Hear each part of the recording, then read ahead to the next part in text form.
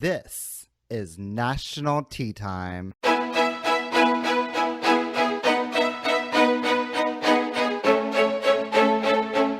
Yes, God, everybody. My name is Laura O'Shaughnessy. I'm your host for National Tea Time. My special guest today is none other than the absolutely fabulous Miss Mahogany Knight. How are you, Mahogany? I am well. How are you, Allura? I am doing as good as the rest of the world is doing. Okay, we're living in a very scary time right now. Ain't that the truth? Yes, ma'am, it is. So tell us a bit about yourself, where you come from, where you're from, and all that good stuff. Oh, certainly. Well, again, as you said, my name is Mahogany, and I live in Springfield, Illinois. I've been in the Midwest for most of my life. I got into pageantry in 1991.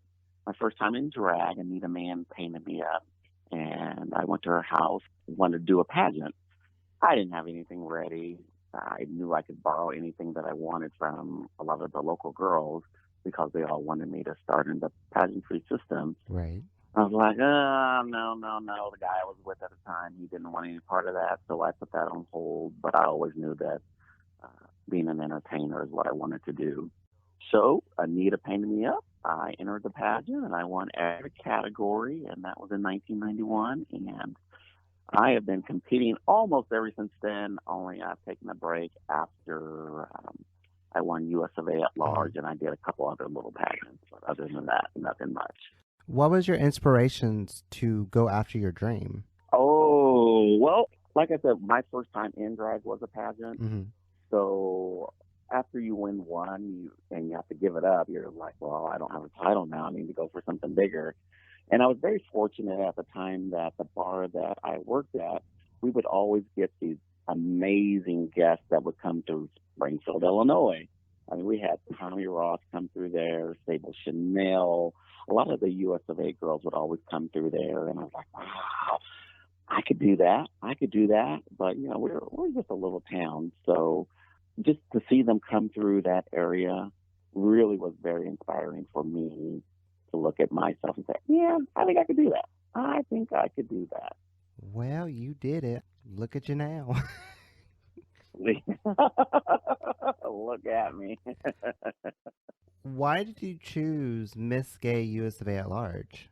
I originally competed for Miss Illinois USofA. When I started competing, I was nowhere near the weight requirement to enter USofA at large. And what is that weight requirement? It is 200 pounds, and I think at the time I started drag, I was 165, 160. And, you know, as you get older, you gain a little bit of weight, and everyone kept telling me, well, especially Anita Man, she's like, just gain 10 pounds, you'll make the requirements. I was like, I am not going to gain weight to enter a pageant when there's so many other pageants that I can enter that I can just enter without gaining the weight. Right. So we would always go back and forth on that. And as it would work out, I gained the weight, not on purpose, but I gained it. And I entered my first USofA at large prelim. It was Miss Indiana USofA at large. And I believe there were 8 to 10 girls in the prelim that year. I think it was maybe one of the last preliminaries to Miss USofA back in 1995. And I went over with me and my crew. We went over there and I won, or I should say we all won because they were my team. Right. And we went on to Nationals. Nationals was in Dayton, Ohio that year. And Chelsea Pearl ended up winning that year. I was just so fortunate to make the top 12. Looking back on all the people that I competed with that have went on to win nationals, let's see, Chelsea won that year. Gina Cass was her runner-up. There was Victoria Porkchop Parker was in it. Yes, Victoria. Yes. Whitney Page competed that year. Oh. There was Chevelle Brooks, Terry Williams. Girl, these are legends. Yeah, I know. I was new, and I went over there with no fear because I didn't know anybody. I knew who I was and what I was bringing to the table, but I did not know any of the other big names. I knew Chelsea because she would come through Indiana, and I would go over there a lot to watch her compete because I just think she's amazing. And I knew Dina. I take that back. I did know Dina because she grew up in this area. But those are the only people that I really knew. So I was like, oh, well, this is just like sisters. This is fun. We're here. Right. Yay, look at me. Not knowing what I was up against. So I was just very fortunate out of all the girls that competed that year to make the top 12. I'm not for sure where I placed that year, but I know I wasn't first and I know I wasn't last. I think I was like seventh or eighth, if memory serves me correctly. So that was really good for my first year. I was very pleased. Like I've told some other people in the past, just making the 12 is an amazing feat in its own. Yes, it was. I was just blown away now that I look back and I see videos of the girls that I competed against or with that year. Like, oh my God, I really went up with some of the best of the best. You really did. I mean, just that year alone, I was like, wow. I mean, you just look back on all those entertainers who went on to win not only one, but multiple national titles just from that year alone. So I was very pleased. You won Miss Gay USofA at Large in 2007. That is correct. How many times did you compete for USofA at Large? I like to ask people, how many lives does a cat have? Yes, it took me 9 attempts to go and make that dream come true. I competed 8 consecutive years without taking a break. From 95, 8 consecutive years. And I took a 4-year break, and I was at USofA Classic when Anita won, just as a spectator. And I saw her win, and I was like, oh my God, they're crowning regular girls from the Midwest. Like, let me throw my hat in the ring again. And Craig Henderson spoke to me. He's like, hey, you need to come back. We miss you. You need to come back. And I really had no intention of coming back that year, but there was just something in me that wasn't fulfilled as far as winning the national title. So I got my group together, spoke with my partner at the time, and we talked about it. We knew it was going to be very expensive, and we just wanted to go and do it one more time just to see how things would turn out. And as luck would have it, I did end up getting crowned that evening. As I tell a lot of people, I think it could have went either way between Kirsten Matthews and myself. Looking back on the video, we both have flaws in talent. You have 7 judges, and maybe if it was a different panel of judges, she might have won, but as luck would have it, the judges were on my side that night, so I was very fortunate to be crowned. It was a tough battle against that girl. Wow, 9 times. 9 times. And they only give newcomer 3. Rude. Yeah. But then you're able to go on and to do other things that aren't newcomer. Yeah. Sometimes when I listen to some of the girls, just after the pageant's over and they've been a couple or 3 times, and it's like, well, I've been twice. I guess they didn't want me.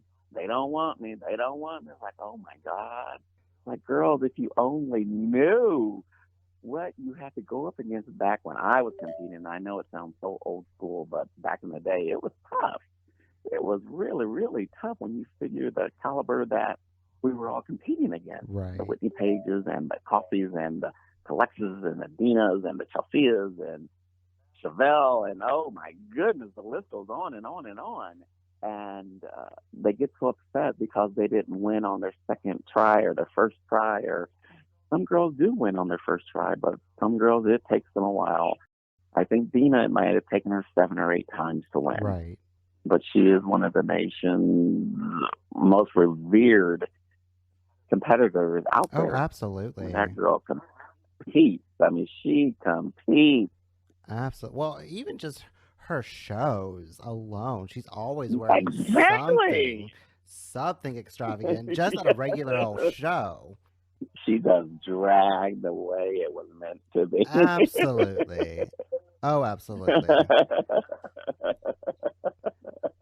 Yeah, I mean, her and Chelsea are just amazing. And of course, you know, Whitney, rest in peace. But her wardrobe was, oh my God, just stunning. Just absolutely stunning. I've heard the stories. Yeah, so if I could give any newcomer or any girls competing today any advice, I would just say, if it doesn't happen in the first 2 or 3 years, read your score sheet, talk to your friends, and don't just talk to your friends who are going to tell you everything you want to hear. Talk to the friends that are going to give you that hard truth about, okay, girl, you knew you were not right in this category, and you knew your dance was messed up, or whatever the case may be. Just you need honest people in your corner who are actually going to sit down with you and give you the hard truth and the fact that it just wasn't your year. It just was not your year. It has Absolutely. nothing to do with the panel of judges. It just wasn't your year. And when it's your year, you will know there is going to be something inside of you that you just know. Right. You just know. I can't explain it. It's just one of those feelings you get. What was your thought process of picking a prelim your ninth year, the year you won? My last year going back, I knew I wanted to represent Illinois. Two other owners had purchased Miss Illinois USofA at large, and I competed under them as well. And I knew I wanted to go under Illinois, but we didn't have an Illinois at the time. Some of my friends said if I would compete in it, they would pick it up. I was like, well, yeah, I'll do it. It's right in my hometown. I don't have to go nowhere. I don't have the travel expense of getting dancers or any of that from out of town. So, yes, absolutely. So some of my friends picked up the preliminary. Unfortunately, I was the only one that showed up at registration. Ah. Yeah. After being out of the competition ring for 4 years, I really wanted other people to show up. So that way I could get some, win or lose, I needed that competition. Right. I needed to compete against somebody before I went back to the big dance. But as luck would have it, I did not get to compete against anyone in the preliminary, but we did have Whitney Page, we had Dina Katz, we had, of course, Catherine was the reigning at the time. Mhm. So they all gave me wonderful feedback that literally helped me with my package as I went to compete for nationals. And I was like, why didn't you girls just tell me this years ago? I would have done whatever you told me. Right. Just tell me what I needed to do. Don't wait till my ninth time. Like, okay, girl, this is your problem. This is what you need to do. Mm-mm-mm. You always have amazing gowns. You just need to spend more money on your talent. I was like, okay, done. And oh, did we ever spend the money on talent that year? Girl, I can only imagine. I could have such a pretty little buggy to drive around town. Girl. Mm-mm-mm. So let's skip forward to the national pageant. It's final night. They are about to announce top 12. They haven't called your name yet. No, Suspense. they have not. What are you feeling? I'm feeling good because I had one talent in my group, and I knew I'd given a great interview. Even though my gown was big for preliminaries, I knew it wasn't bad. It just could have been fitted a little better, if I'm being honest. So I was like, okay. And I just knew, I was like, please, Lord, do not make me finalist number one. And so they're going through all the finals, 1, 2, 3, 4, 5, 6, 7, 8, 9. And then I'm starting like, well, damn, I know I made the final. And so it was finalist number 10. Then they called my name, and I'm like, okay, here we go. Here we go. I loved that number. Loved it. Oh, so 10 is your lucky number. I have found that these winners tend to have that one number that helps them. I don't know what mine is, but I'm looking. You will get your lucky number. And after going 9 times, heck, I'm like, okay, because I've been finalist number 1. I've been finalist number 12. Going 9 times, you get your fill of finalist numbers. But yeah, I've never been number 10, and I was just very pleased. I was very, very pleased with that number. So refresh my memory. Who was giving up the year that you won? Catherine York was the reigning. She won 2006. Okay. And she was out of Texas as well. It's her final number as Miss Gay USofA at large 2006. Mm-hmm. Her final number's done. They're announcing the top 5. They announce second and first runner-up. Mm-hmm. What are you feeling? Are you feeling like, holy crap, I've won, or, well, 9 times and I didn't win, I'm going home? What were you feeling in that moment? That's a great question. I can tell you that in my heart of hearts, after gown and after talent and everything was done, in my heart of hearts, I felt that I'd won. But until they had crowned me or called my name, I didn't allow myself to feel that joy. I've watched so many videos and been at so many pageants where girls will get the hyper shakes in, like, oh my God, oh my God, before they even get their name called. I Right. was like, oh my God, oh my God. I was like, and after I was like, okay, I won Final Night Talent. I knew my gown had to be first or second, but I didn't win gown, so I was like, okay, so maybe I was second, maybe third. And I knew my interview was not bad at all. I was like, well, clearly, I was like, I know US of A. And generally, if you have a win talent and you have a very strong gown, you're pretty much a shoe in to win the crown. All Absolutely. I kept thinking is like, please, Lord, don't crack me. Don't crack me with giving me talent and still not winning the Mm. pageant. Mm-mm. And so when Dina Cass announced, and you knew Miss Gay USofA at large from Springfield, that was it. That's all. I don't even think she got Springfield out of her mouth before I was like, yeah, fight away, bitch, fight away. Mm-mm-mm. I'm taking that moment was just a moment of holy crap. No, it was a moment of holy crap. It was a moment of I finally accomplished one of my dreams. My life was almost a 15-year dream of being a national title holder. It just took me 9 times with a little small break in there. But yeah, it was a dream come true. And to be surrounded by so many loved ones that flew in from all around the country to support me and to be with me on this journey, that meant the world to me. Just to have them there, to look out in the audience and to see them and see their tears of joy, their pride that they have for being a part of the team. And it was just one of those moments that I hope to never forget. Please don't let me get Alzheimer's and never, so I don't forget it. Well, luckily we have this and videos.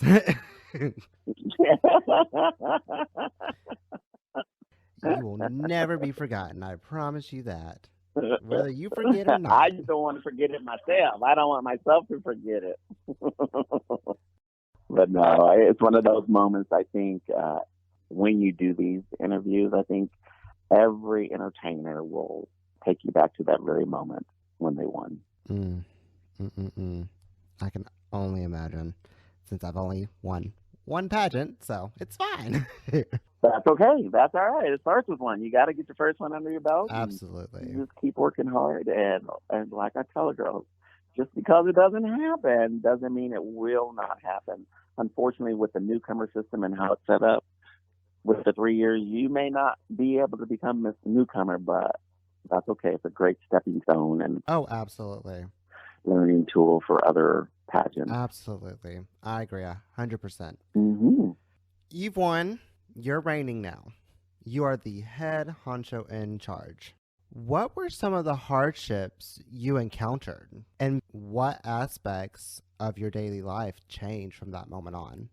Well, it definitely took a toll on my relationship at the Mm. time because I was working full time. We were a two income household, and my partner at the time, he wanted me to have the most amazing reign. And so he said just to quit work and just do your year how you want to do your year. Having said that, it did require me to be on the road a lot, Right.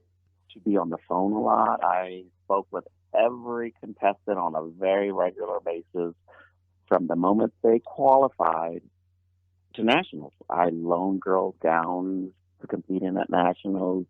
One did not have a presentation costume for my Uh-oh. presentation, so I gave her one that I had. And you were literally on the phone all the time, every day with somebody new, with the promoters, trying to get people to pick up preliminaries. And the girls are feeling weary because such and such is competing at this one, and this is the one they had their heart set on, and trying to keep them encouraged to just go in there, throw your hat in the ring. You never know what can happen. And it was a lot. You're not only the queen, but you're a coach, you're a business person Right. because you are trying to work out deals with promoters and bars to just bring you in so you can get your name and face out there for the system.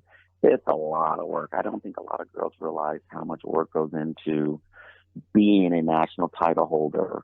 I think some girls go into it thinking, okay, I won, my job's over. I don't have to do Oh anything. That's no. the promoter's job. No, no. Okay, it's like, okay, well, you can leave it like that, and the promoter probably will not be happy with you. And I went around and around with a lot of girls on this because there are some big name girls that feel it's not their job to promote. Their job is to show up, be amazing on stage, collect your money, and go. I'm like, well, yeah, okay, yeah, you can be that, but also it reflects in your reign as well. Right. It really does.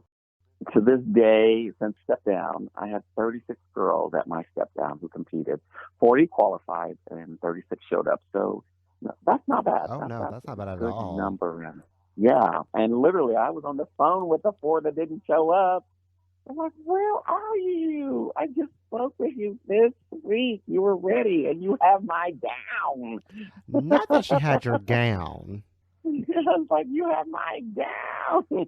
No, ma'am. Well, you were going to bring it at nationals, and I mean, it's all good now. But to this day, they haven't had that many at USofA at large yet, and I want them to get those numbers back up there to the 30s. But I understand times are very, very difficult right now. Absolutely. Very difficult. But now they have a whole year, a whole nother year. So all you at-large girls, get it together. You have a whole nother year. Yes, there is a whole nother There year. are no So excuses. your packages should be amazing. Once this thing passes, you can get with gown designers to start sketching out beautiful designs and get with a choreographer if you're not one yourself and pull your talent together. Absolutely. I would think in 2021, we probably should see some of the most amazing talent numbers we've ever seen. Girl, I'm too scared to go compete in 2021. I know every single one of these girls who are competing are bringing it next year. They're said, oh, well, 2020 is not happening? Oh, okay. Okay. I'll see y'all next year. We see how this goes next year. Exactly. I know I wouldn't want to be in any of the big girl pageants next year. No, ma'am. Yeah, it's going to be a I'm battle. good. It's definitely going to be a battle royale. I would imagine for every system, Oh, absolutely. it should be just a major battle because they have so much time. Even though they may not have the income right now, not everybody is able to work during this time. Right. But you can sure start planning for 2021. You can start that now. Absolutely. I agree. 100%. Get it together. Yeah. What were some of the obstacles you had to overcome during your reign? And how did you overcome those obstacles? I think the biggest obstacles for me to overcome is just being away from my partner at the time. We were very, very close. We did a lot of stuff together. I had my own shows here in town. And so just trying to work around those. As a whole, it was just one of the best years of my life. It really was. And I know that's very cliche to say, but it really was a great year. Did you ever come across anyone who didn't take the title serious while you were Miss Gay USofA at large? There was one bar that I went to, and I was the reigning Miss Gay USofA at large, and they had booked another pageant system at the time. And no, we were all there together. It was great. I mean, she was wonderful. She was Miss Gay America, and I was Miss Gay USA at large. So they thought her title was better than mine, so to speak. And I was like, no, we're both saying she's just Miss Gay America, I'm Miss USA at large. Right, you both worked hard. She just reigns for different systems. Yeah, exactly. We both get paid for our duties. But they really made me feel less than, and it just was like, and I've worked at that bar so many times for many, many years, and it was just really weird when the new management took over. It was just really, I don't know, it left not a good taste in my mouth after that show. I can imagine so. That's never a good feeling when a bar seems to, like, I don't know, turn on you. Yeah, and I don't want to say that they turned on me, but it was just one of those things where it's like, well, she's Miss Gay America. She is Miss Gay America. Like, yes, she is. She worked very hard. I saw the video. She was wonderful. Now, well, have you seen my video? Let me show you the video of me. Absolutely. I worked very hard as well. Right. It's like comparing apples to apples, honestly. I mean, they're the same thing, just different systems. Exactly. In that case, it definitely was apples to apples. Mm-mm. I might have been a bigger apple, just a little Well, chunkier apple, but that's okay. the, the bigger they are, the juicier they are. That's what I say. That's what I say. But that's about the only one that I can think of. Everybody else and everywhere that I traveled across the country were so respectful of the title, and especially when you walk out in that big old punch bowl of a Mm. crown, it's like, oh my goodness. I can only imagine. I want one of those crowns so bad. Ugh. It's going to It's happen, gonna sister. happen. It's going to You just happen. gotta think positive. Yes, you do. You have to stay positive and just know that with a lot of hard work and dedication, it will happen. Right. Absolutely. What was your support system like while you reigned?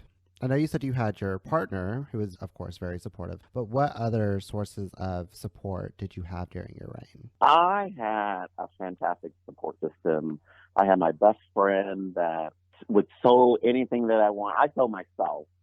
He sewed as well, so he would find like just wonderful fabric out on the East Coast, and he would send that to me, or he's like, "Hey, girl, I made you something," or "Hey, sister, I picked you up these heels. I think these would be great. You can wear these to the bar. They're universal, so when you're packing, you don't have to pack like 8 different pairs of shoes like you like to do. You can pack one or two or three, and these will go with a lot of different outfits, especially for those times where you're booked all weekend. Right. That was the hardest problem for me, is trying to pack. Oh, I still haven't learned how to do it. And that's being honest. That is being so honest. I still have yet to learn how to pack light. Yeah, that's every drag queen's struggle, honestly. No, I've been around a few that come in just a little duffel bag. It's like, that's your whole show in a duffel No, bag. ma'am. How do you do that? But I know, again, I come from an old school way of drag, and I love my feathers and feather back pieces and beaded gowns and rhinestone gowns and big garish Mm, jewelry and big old gaudy costumes. I love it. I still love the showmanship of it and the sparkles and all that stuff. same. I used to hate big hair, but I've grown to love and appreciate some good old big pieces of hair. Just Mm-hmm. some good old Yes, bucking hair. ma'am. Yeah. Especially with us being men, we're kind of broad. Right. I know my shoulders are broad, and that hair sure helps to hide some of that, camouflage some of Absolutely. that. So, yeah, I like it. Absolutely. A lot of people know that when you are a national title holder, you have to work with a lot of different promoters. How is working with the different promoters for you? Do you have any significant advice for anyone who might look into being a promoter in the future? I would say for those who are looking to promote, make sure you're getting into it for the right reasons. If you're looking to get into it to guarantee your friend's going to win, you might be better off just sponsoring if you're going to rig it for her to win. Because I've seen pageants, they have rigged it for the girl to win. I was like, you're not really doing her a service. You're actually doing her a disservice and yourself, because now your name's attached to a rigged pageant. And that's never good. No, that's never good. But there's a lot of great, just normal men and women out there who just want to Right. do good for the community, to do good for a friend, and want to bring something to the area that maybe they've never seen. So they promote. And I think that's wonderful. Just make sure you take care of the girls, take care of your entertainers. Pageants are very, very expensive, especially from the promoter side. Right. You have your reigning queen you have to take care of. You have to have your prize package in check, and you also have to have your entertainers' fees in check. And I've seen it where the promoter has left the girls high and dry, and they're like, "Where's the promoter?" "Oh, he already left." I was like, "Well, we haven't been paid yet."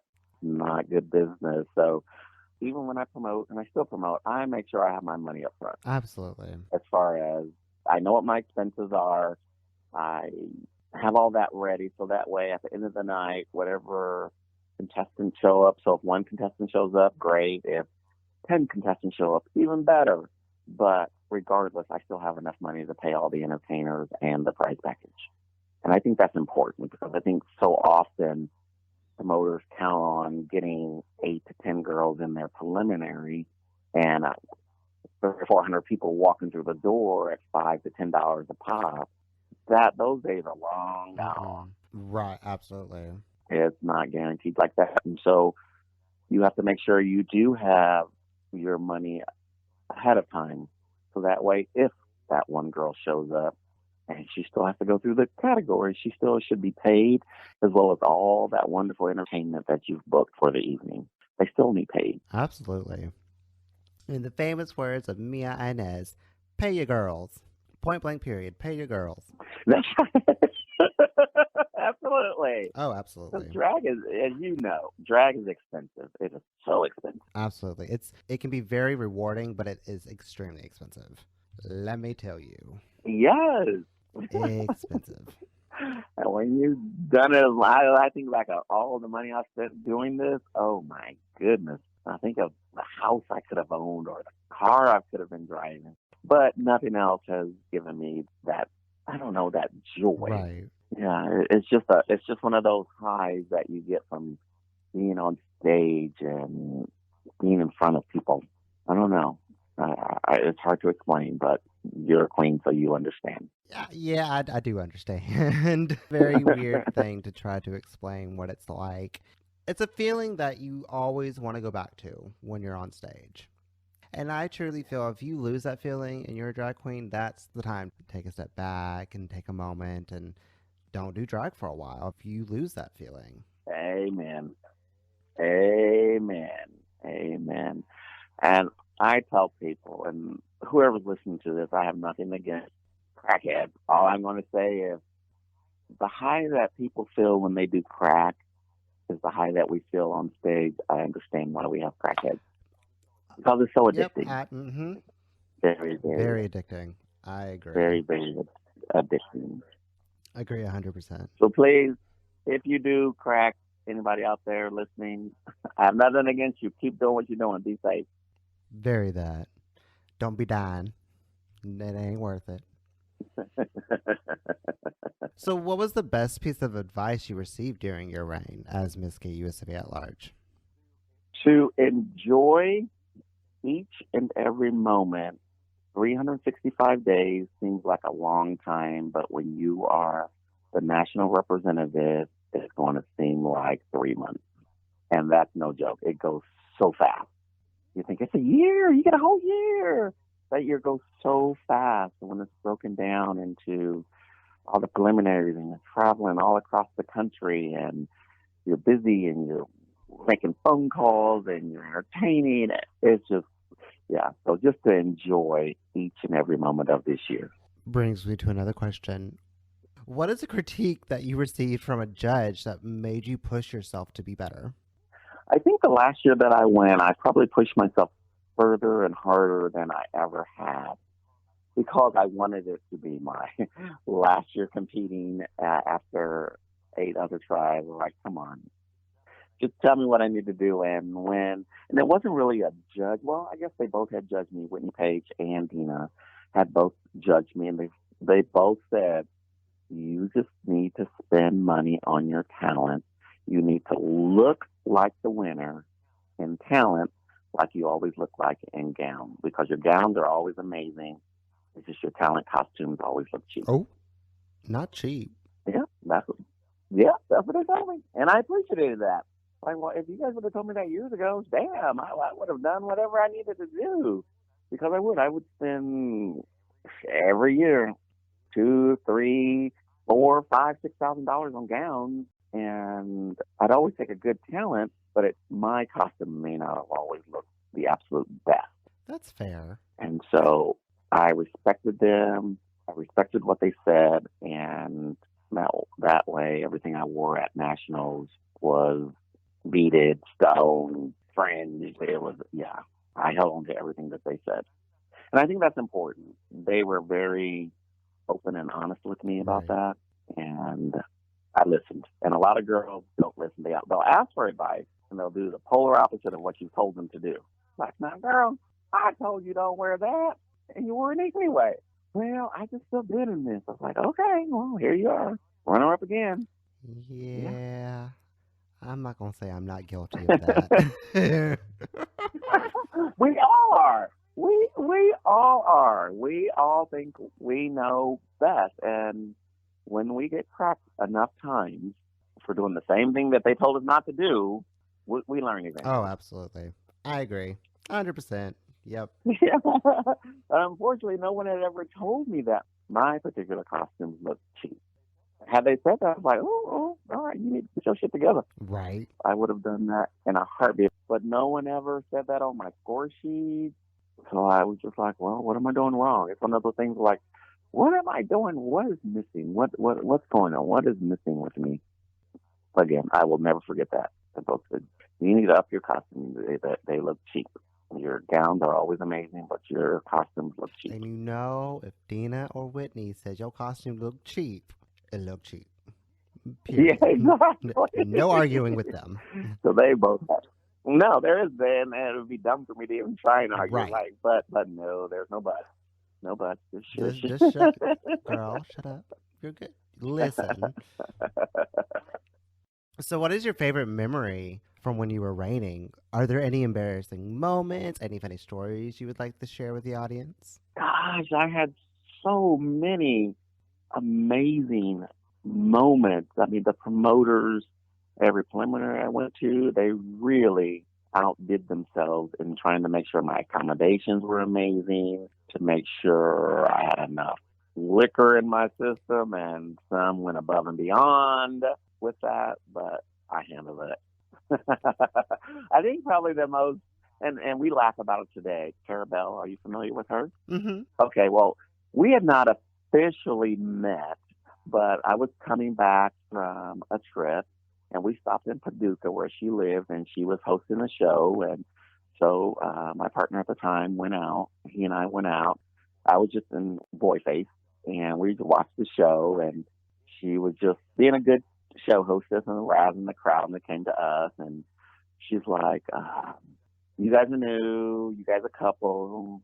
And we're like, yes, we're a couple. And again, she has no idea who I am. Right. And I'm guessing she points to my partner, you're the top, and points to me and says, I'm the bottom. And the whole crowd, of course, goes crazy. And they're like, well, why would you say that? And she's like, because you just look like a big old bottom. Oh, my Lord. Oh, my God. And so he is totally turning red and laughing because he knows quite opposite.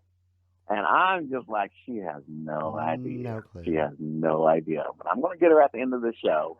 But of course, I play along with it. And so at the end of the show, I say thank you for a great time. We had a blast. And she thanked me for the support and was like, by the way, I am Mahogany Knight, Miss Gay USofA at large.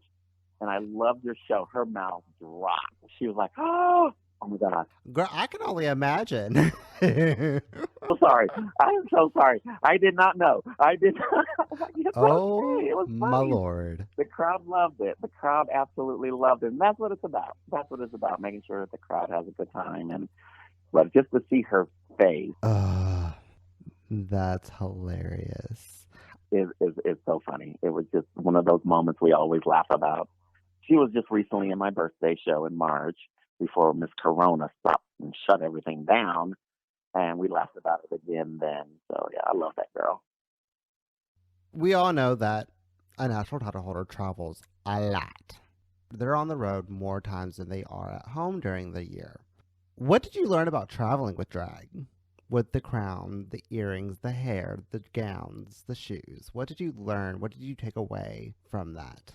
If you're someone that is easily embarrassed, traveling as a national representative with your crown and jewelry, and just be prepared to have a lot of questions to answer when you're getting ready to get on the flight, because they're going to want to take it out. They're going to see it. You have people in front of you, the people behind you. They're going to want to show everybody, oh my God, they want to take pictures with you. Just embrace it. Just embrace it. Have fun with it. Again, it's 365 days. It goes so fast. And these are all the things that you'll look back on and think, wow, that was a pretty cool moment. So, yeah, just be prepared to answer a lot of questions in the airport. Interesting. I didn't really think about that. That's definitely going to be fun to do eventually. Oh, yeah. Yeah. You might not want to be shy. And the first time I was very shy and scared because I was like, oh my goodness, how am I going to get through the airport? People are going to ask questions. And I'm like, oh my God. Mm-mm. And you just get used to it. You just, and speaking with other national title holders, it's like, girl, just get used to it. Embrace it. Just embrace it. And so that's what I've done. That's what I did. Is embrace it. It was fun. It was, and then they just treat you so kindly. I never got no first class upgrade or nothing like that. Damn it! But but I was never treated rudely or ever disrespected. That, and honestly, that's pretty great in itself. And all of my luggage always showed up, so I was always thankful for that. Always thankful for that. See, that's why I don't fly. I'm terrified of losing my luggage. That was my biggest fear. Is like to get to a preliminary with no makeup and no costumes. Oh my! I would just die. I would just die. I think a lot of girls would.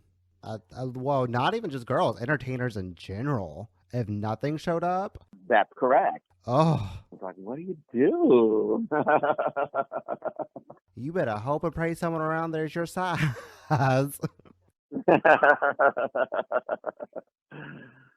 Yeah, it's interesting.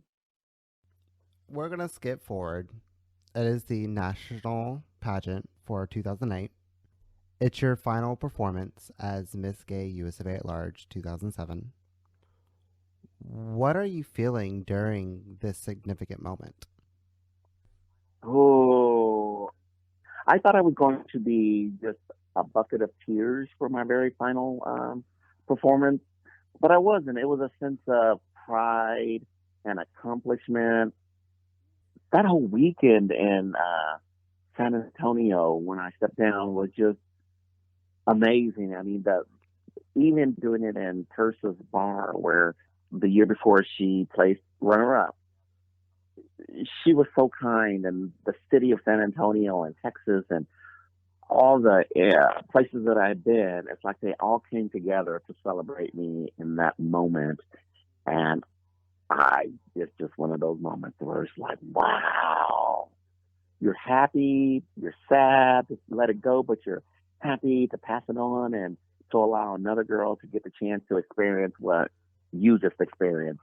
And for me, it was like I was passing it on to my daughters because I'd been to all the preliminaries and mentored and was on the phone with all the girls throughout the year and especially leading up to that week. So they were all there cheering me on and just for my final number. And it was just magic. It was just magic. So I wasn't boohoo sad.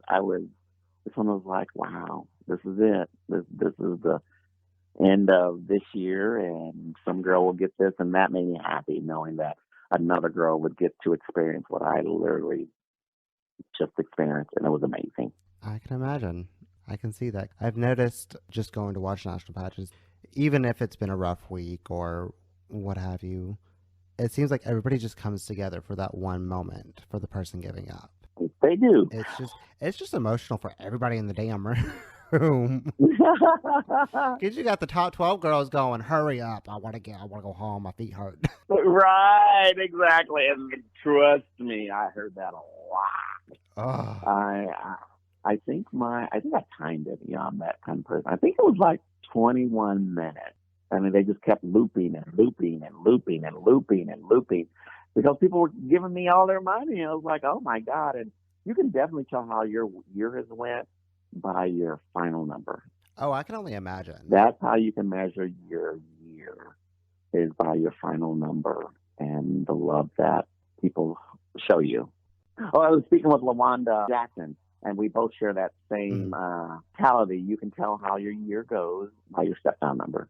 What were your songs for your step down? One of them was the family song, and it's Seasons of Love. Oh, I love that song. I did that one. I did, because it just really speaks about your year and friendship and love, and oh my God, it was just everything. I did A New Day by Celine Dion and another Celine Dion song. and they just kept looping and looping Mm. and looping, and you can just see the girls like, bitches, you don't get off the damn stage. Leave us alone. Our feet hurt. They're gonna turn the lights on. Not turn the lights on. Well, you know, most places they require everybody to be out at like a certain time. 5 o'clock roll around. Guess what's going to happen? Yeah, Lights come on. You got to get out. that's why I think they should start them earlier. Oh, They absolutely. should just start the pageant earlier. So that way the girl stepping down can get her proper farewell, and the girl that gets crowned can get her crowning number. I hate when the girls Absolutely. are not allowed to live that moment. It's just like, oh, I'm sorry, yeah. Now, who did you crown? I crowned the late Lady Taj Mahal. And if you don't know, Lady Taj Mahal was the Emeritus to USofA newcomer. That is correct. That is correct. See, I know my history, some of You it. do know your history. You know your history. So many may not know that you are the Emeritus to National Showgirl. What was it Yeah. like representing a completely brand new system? It was very difficult because no one knew anything about it. So you're literally picking it up from the ground, and you're trying to Right. get people to come on board and to sign up, and to, even though a lot of people love beautiful showgirl costumes, and I will say that when all the girls are on stage together in their showgirl costumes, it is visually the most beautiful sight you could ever see, because you have all these beautiful feathers of all different kind of birds and all these sparkles, and oh, it's just gorgeous. I can imagine. But for me, I was having some relationship trouble at the time, and so instead of fulfilling the reign, I stepped down to save my relationship at the time. I never officially got to go to any of the preliminaries, Okay. but Scott Stabani still kept me on as the emeritus, even though I didn't have to. I chose to Right.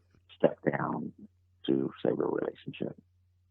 I mean, you really have. I've always said that your life takes precedent over anything else. Your life Correct. and your family always come first, regardless of Yes. anything that's going regardless of anything else that goes on. And so you truly had to do what you felt was necessary. And I'm sure even if you were to stay to go to the preliminaries, you would have done fantastically. They wouldn't have asked you to be the emeritus in the first place if they didn't have faith in you. That is correct. That is correct. I had lots of wonderful plans. I had literally, there were flyers out there with my picture on it, and I was like, oh my gosh. They already got flyers made for it was a preliminary in California, and I did not get to go to that. Oh, damn. But you did make sure to it get is a picture of what it that is. crown. Oh, absolutely, Those absolutely. crowns are And one of my favorite crowns I think I've ever seen. If you have never seen yes, the National Showgirl crowns, look them up on Facebook or their website. They are some of the most stunning crowns. they are absolutely beautiful, beautiful. I hated giving it back, but it was the right thing to do. I think Scott should just give me another one just because I'm still the emeritus, and I think I'm the only one that doesn't have one. Well, But they are stunning. think of it this way: could you compete for any of the other National Showgirl titles? Like, don't they have National Showgirl at large? Yes, I could do at large, and yeah, I would compete for National Showgirl at large, and I've been asked to do so, but right now I'm not sure what I want to do, if I want to do anything again. I have friends who are really wanting me to do one more pageant, and I was like, well, I don't know yet. I don't know. I have other things I'd like to get done first, like paying off my car and my home. Right. And then if there's money left, then maybe I could think about that. But I don't know. I can't say with certainty what I will do. But you never know. You never know where my name will be on a contestant roster. Well, I'll be looking. That's for sure. Okay. What would be some advice you could give to any future contestant of Miss Gay USofA at Large and Miss National Showgirl? When you're preparing for nationals, make sure you're preparing for each and every category. I mean, some people take interview for granted, and then they get in there and some get starstruck by the panel, some just totally freeze, some just have no idea how to do an interview. And it's not their fault. Maybe they just have not had the opportunity to do so, or maybe they just don't have the skill set. I'm not for sure, but what I've seen more times than any is girls will come in there ill prepared for interview.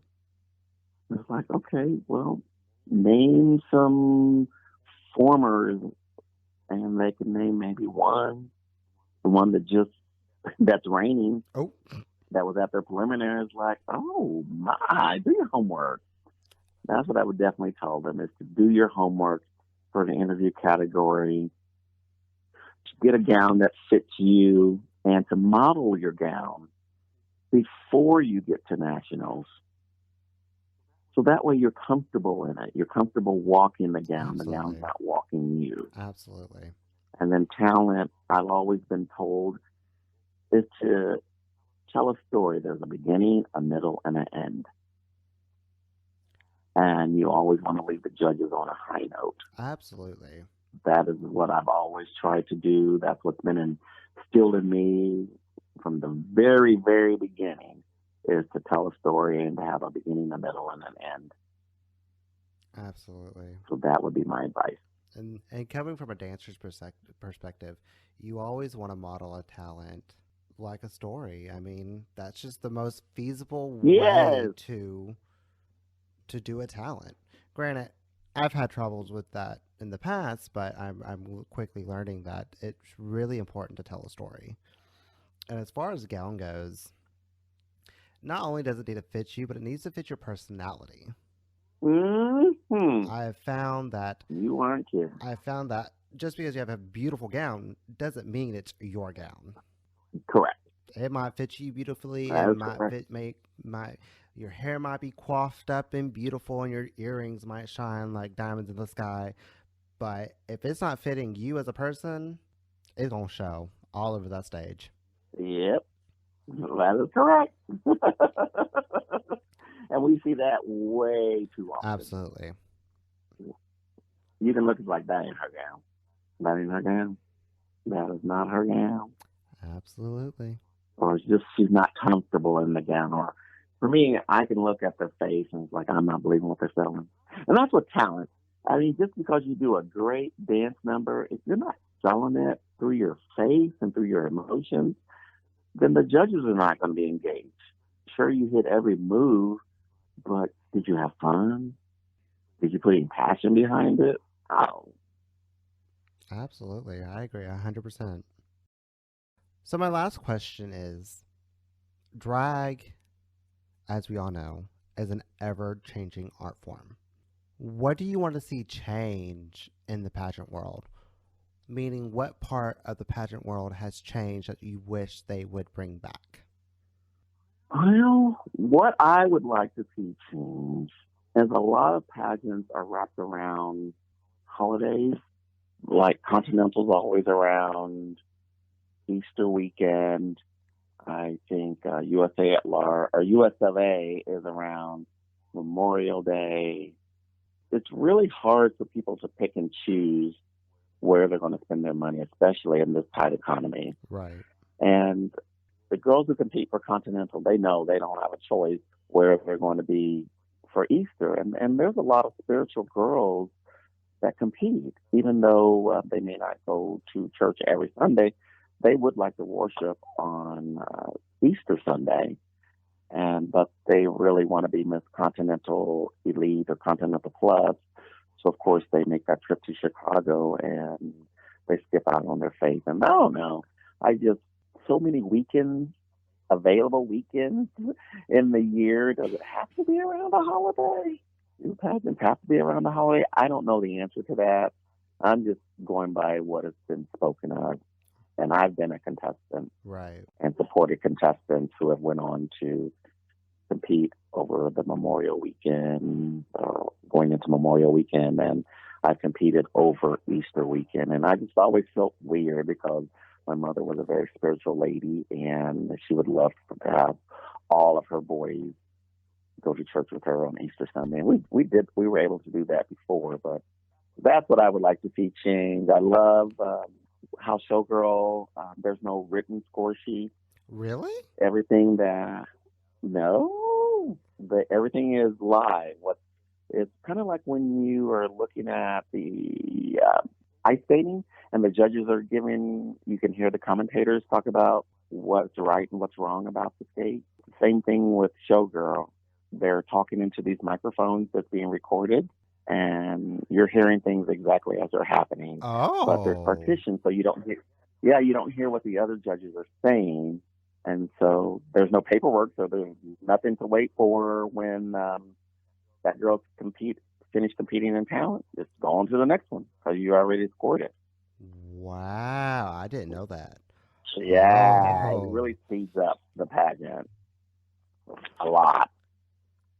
And you can say as the talent is happening, you're speaking into your microphone, the dancer on the right, Mr. Step, you missed a step. You're just constantly speaking into it as you see things happening. So when they get a video, they can look back on it and the comments should match the video. Because sometimes when you're judging and you're judging talent, I like to watch the whole talent and then go back and score it. Right. Because I don't want to miss the girl's big moment if my head is down and I've missed her big moment. It's like, what? That judge didn't even see my big moment. His head was down. I'm like, I'm sorry, girl. So I think this prevents that from happening. And it's forward. It's very forward thinking. I didn't know that. That's interesting. Yeah, Wow. it is. I don't think I've heard of any other system doing something like that before. There is not. There is no other system that is doing that. I know some other systems were looking into it, but I don't know that any other systems have done it yet. Wow. I know, I'm right? gonna have to dig into that one a little more.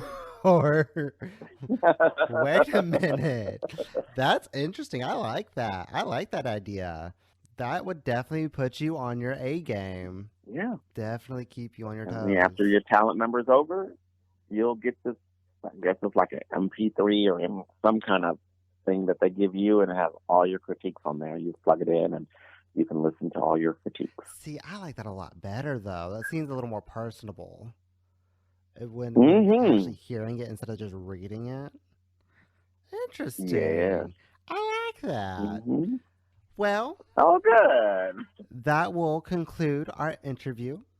To my audience, I hope y'all have enjoyed this like I have.